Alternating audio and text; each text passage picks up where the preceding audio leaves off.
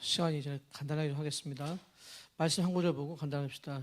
고린도후서 12장 7절 299페이지 시작성경 고린도서 12장 7절입니다. 여러 계시를 받은 것이 지극히 크고 너무 자만하지 않게 하시려고 내 육체에 가시고 사단의 사자를 주셨으니 이는 나를 쳐서 너무 자만하지 않게 하려 하심이라.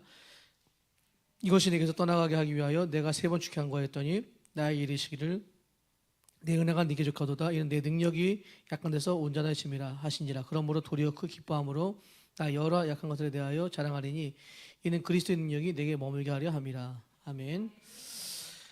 이미 앞에서 다 하셨기 때문에 간단하게 여러분이 구원의 길은 누구 하나 만났더라도 5분인지 또 10분이든지 그건 다 자유롭게. 이모서 그런 얘기 있잖아요. 지금 길에 가는 사람 뭐 빨리 가야 되는데 이 사람도 한시간 할 수 없잖아요. 그거 맞게 하시되 오늘 제목 저는 이제 항상 지금 5회마다 구원의 길을 하는데 오늘 같은 경우 만약에 오늘 제목이 영적 문제와 구원의 길입니다. 사도 바울은 분명히 큰 질병이 있다 그러잖아요. 그렇죠? 그 질병을 낫기로 기도했는데 그 하나님이 낫게 해주신 게 아니라 오히려 네가 자만하지 않기 위해서 내가 허락했다 그랬습니다. 그렇다 한다면 여러분 이렇게 생각하시면 됩니다. 아까 여러분 하신 것처럼 창세기 1장 27절 여러분 하나님과 함께하는 그 축복이 뭐냐면 한마디로 소통이잖아요. 소통이 안 되면 결국은 문제가 오잖아요. 그러면 28절은 뭐냐면 28절 속에서 여러분이 3가지입니다. 누림, 정복, 다스림입니다. 내가 복음을 못 누리면 내가 이 땅을 못 다스리면 사단 당합니다. 이 축복을 아까도 얘기했지만 하나님과 나 사이를 완전히 갈라놓은 이 3가지. 하나님을 떠났다. 이 말이 여러분 정말 보여줘야 됩니다. 저 사람이 하나님 떠나 있구나. 여러분 구원의 길이 불신자에게 구원의 길이지만 나에게도 지금 하나님 만났음에 불구하고도 내 생활 자체가 이렇게 되면 안 되잖아요. 거기다 뭐죠? 그냥 죄가 아닙니다. 원죄 얘기는 원죄. 원죄 제일 큰 병이잖아요. 여기서부터 뭐가 있어요? 결국 사단에게 죽잖아요. 이 3가지입니다. 이 3가지를 통해서 영적 문제 오는 거예요. 그러면 오늘은 영적 문제 어떻게 여러분 이게 전달됐냐 하면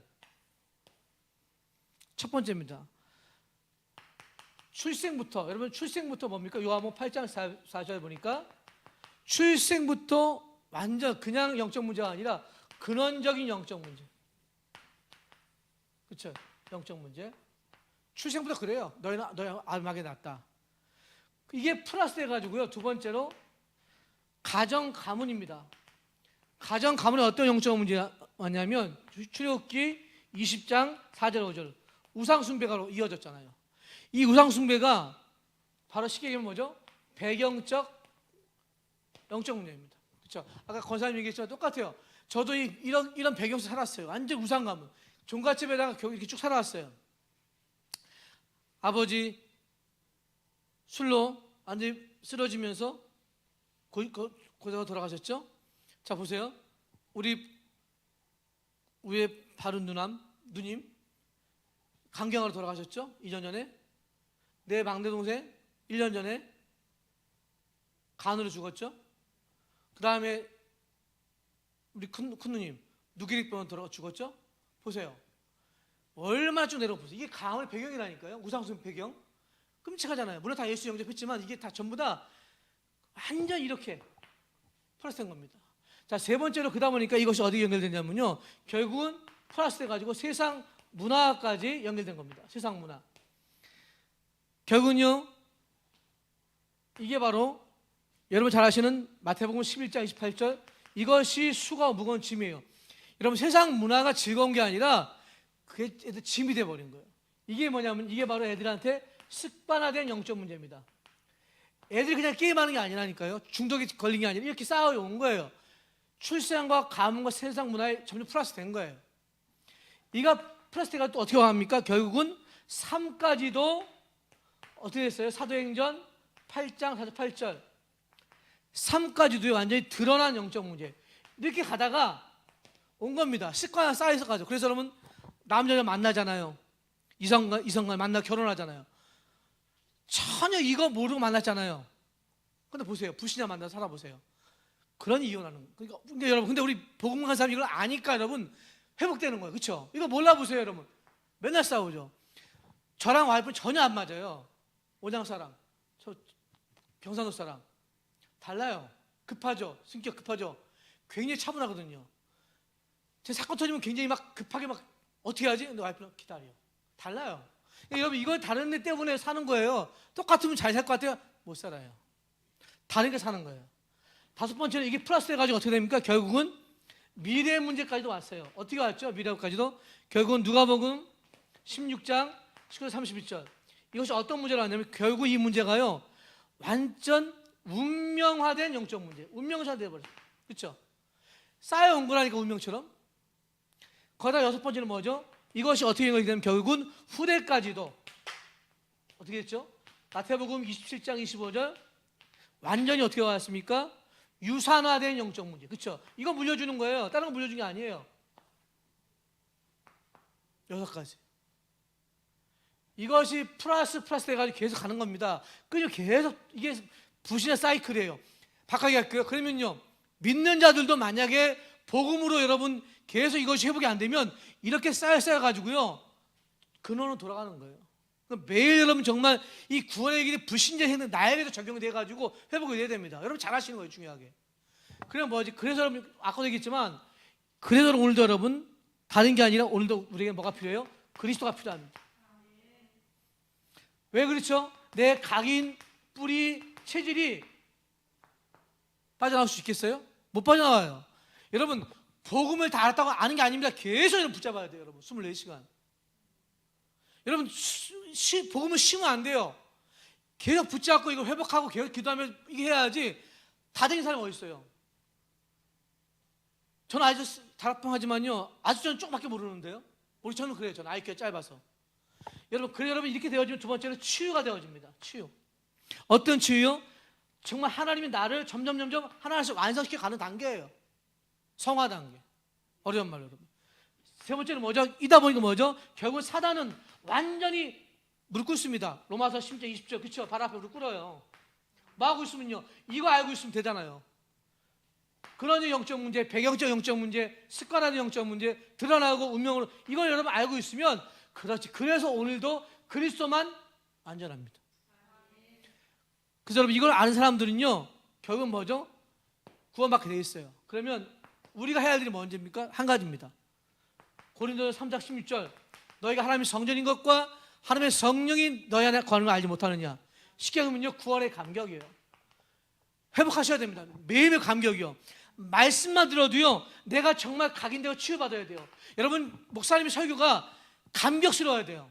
그 말이 감격스러운 게 아니라 복음이 흘러나오잖아요. 감격됩니까? 감격돼야 돼요. 여러분 한번 보세요. 기존교회 욕하는 게 아닙니다. 기존교회 성도들 한번 여러분 큰데 제가 봤거든요.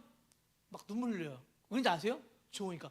한번 우리가 복음을 하는 우리가요, 감격이 없다? 너무 머리가 커서. 저는 그렇게 생각해요. 두 번째로 여러분 마태복음 28장 20절 뭐죠? 내가 세상 끝나가도 항상 함께하겠다. 행복하십니까? 함께하면 행복하잖아요. 주님과 함께하면. 이때 뭐죠? 내 잘못된 뿌리가 완전히 바뀌어지는 거예요. 세 번째는 뭐죠? 결국은 사도행전 8장 1절 8절. 이 힘이 있습니까? 성령 충만한 힘. 이때 체질화된 모든 것들이 바뀌어져 가지고요, 하나님 바라보는 거예요. 오직 여호와를 바라보는 겁니다. 이 세 가지가 뭐예요? 내가 얻은 신분 아닙니까? 신분. 내가 누려야 할 신분입니다. 더 있겠습니까? 내가 구원에 감격하고 불신 얘기하는 거 아닙니다. 내가 정말 행복하고 힘을 얻으면요, 끝난 거 아닙니까? 그러면 네 번째로 뭐가 따라와요? 히브리서 1장 14절 뭐죠? 천사가 실제로 내게 힘을 줘요. 쉽게 말하면 내 무능력이 치유돼요. 왜요? 권능이 임하니까. 무능력이 치유됩니다. 다섯 번째는 뭐죠? 누가복음 10장 19절. 모든 원수의 세력을 밟아버려야 돼요. 이 권세가 주어졌습니다. 그래서 여러분 뭐죠? 우리의 뭐가 치유돼요? 무기력 치유돼야 됩니다. 사단이 잠깐 무기력하게 만드는 거예요, 여러분. 왜 예배드리면 무기력해요? 더 힘이 나요, 그렇죠? 예배가 드리면서 힘이 나는데 거꾸로 됐어요. 여러분 옛날에 예배 2, 3부들에도 우리는 점점 힘났어요. 주일 저녁 8시 예배 들어오죠. 더 날아다녔다니까요. 근데 희한하게 어느 순간부터 예배 오후에 바뀌어지면서 저도 막 두렵더라고요. 이게 편한 것만 찾아줘. 저부터 편한 것만 찾아. 야, 편하네. 편한 게 아니고, 편안한 건 평안은 아니잖아요. 6번째는 뭐죠? 빌립보서 3장 20절 뭐죠? 우리의 완전 배경. 어떤 배경이요? 내가 완전히 무응답이 취급받아요. 여러분, 무응답이 아니라니까요. 배경은 이미 끝나. 우리 배경 하늘 배경이잖아요. 응답 왔습니다. 이거 가지고 여러분, 이 권세 가지고 만약 일곱 번째 뭡니까? 마태복음 28장 10절 20절 하늘과 땅의 모든 권세 가진 주님께서 모든 제왕화된 세계를 살리라고 여러분 증인으로 부르신 거예요. 그래서 여러분 아까 얘기했죠. 내가 그리스도에서 이 세 가지 되어지면요, 이건 따라봐요. 잘못된 각인 뿌리 체질이 신분만 확인하면 치유되고요, 이 네 가지가 실제로 내가 권세가 이걸 사용하셔야 됩니다.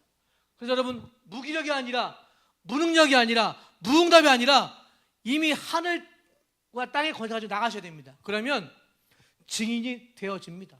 그렇죠? 여러분이 그래서 예배 하나만 잘 드려도요 되어진다니까요. 그래서 여러분 정말 잘하신 거예요. 이 구원의 길은요, 하무하시 저는요 어제 하무하시면 제가 자신이 막 떨리고 운다니까요. 너무 좋아서. 내가 원래 불신자 상황에서 살았는데도 신자가 돼서 불구하고도요 감격이 없다니까요. 하다 보니까 막 어떨 때는 막 감사가 나와. 그렇지, 내가 이렇게 구원받았지, 내가 이렇게 치유받았지, 내가 죽은 사람인데 사단을 꺾었는데 구원의 길 하무할수록 내가 불신자 전도 이전은 내가 치유받고요, 내가 응답받고요, 감사스러워요. 이런 축복을 여러분 회복하시고, 교사 모든 분들이 그렇구나, 그리스도를 통해서 하나님 떠난 문제, 원죄 사단도 끝났구나, 이게 보여지면 내가 치유받은 불신자가 보여져요. 저 사람 치유받게 해줘요. 내가 각인뿔이 바뀌어지면요 저 사람 보여져요. 내가 지금 이게 안 되는데 보여질까요? 안 보여져요. 내가 치유 안 됐는데, 내가 사단에게 지금 눌려있는데 눌릴 필요 없잖아요. 다 끝났는데. 여러분, 그래서 아까 말한 이런 배경을 알고 사단을 밟아야 됩니다. 이러한 배경에서 그러니까 자식도 싸울 필요 없고 봐야 돼. 보면서 아까 얘기했죠? 이런 축복 누리시기 원합니다. 기도하겠습니다. 하나님 감사합니다. 오늘도 복음 안에서 참 기쁨 누리게 하시고 은혜 주시고 성령 충만 주시옵소서. 살아계신 예수 그리스도 이름으로 기도드립니다. 아멘. 축도하겠습니다. 지금은 우리 주 예수 그리스도의 은혜와 하나님의 사랑하심과 성령님의 감동 감화 내 역사의 교통하심이 구원의 감격 속에서 은혜 속에 날마다 살기를 소원하는 모든 교사와 또 모든 교회의 영혼들 함께 있을지어다. 아멘.